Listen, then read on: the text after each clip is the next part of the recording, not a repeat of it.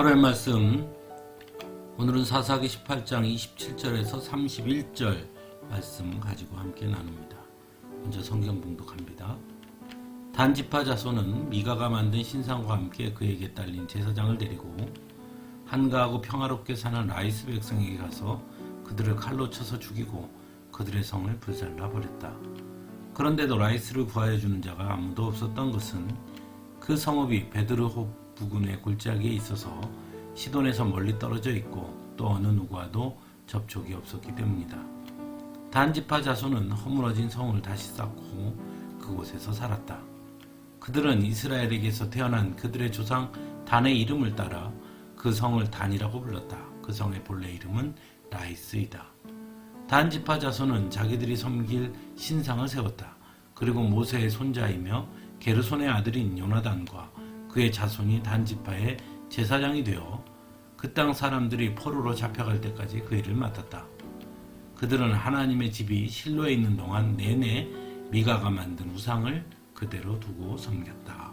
아멘. 단 지파는 자신들을 머물게 해주었던 미가의 집에 있던 은을 입힌 목상과 에봇과 드라빔과 부어 만든 신상을 모두 가지고 나왔습니다.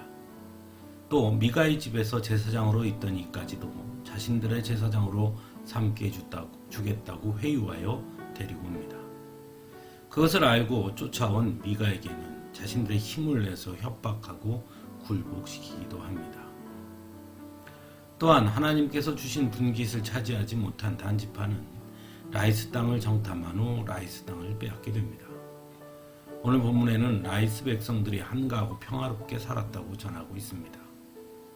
즉 하나님께서 자신들에게 주신 땅을 차지하지 못한 단지파는 다른 이들의 평화를 깨뜨리고 차지했다는 것입니다.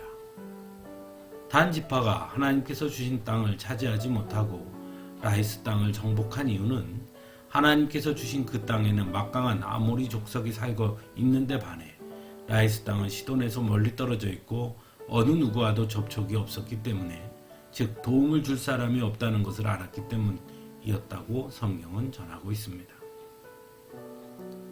즉 자신들의 비겁함으로 인해 아무런 도움을 받을 수 없는 그런 라이스 땅을 정복했던 것이죠.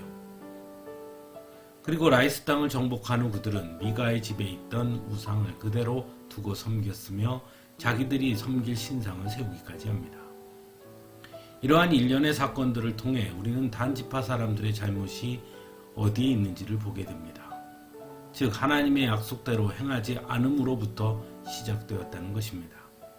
하나님께서 주신 분깃을 차지하지 못한 그 나약함이, 그 비겁함이 결국 더 큰 죄로 그들을 몰고 갔다는 것입니다. 또한 단지파 사람들이 가지고 있는 매우 잘못된 생각 또한 보게 됩니다.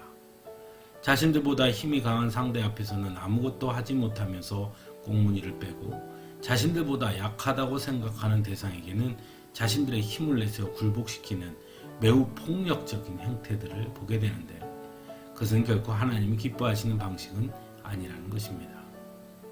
단지파의 그런 폭력적인 모습은 결국 자신들에게 필요하다고 여기며 그저 빼앗고 훔치는 일도 서슴지 않는 모습으로 나타납니다. 그래서 미가의 집에서 미가가 섬기던 신상을 훔쳤고 미가의 집에서 제사장으로 섬기던 레위인을 회유하는 것이죠. 그리고 아무런 도움을 받지 못하는 라이스 사람들을 죽이고 성을 불살라버리고 빼앗는 지경에 이르게 됩니다.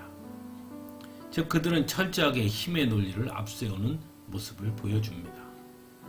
하지만 하나님은 결코 힘의 논리를 기뻐하지 아니하십니다.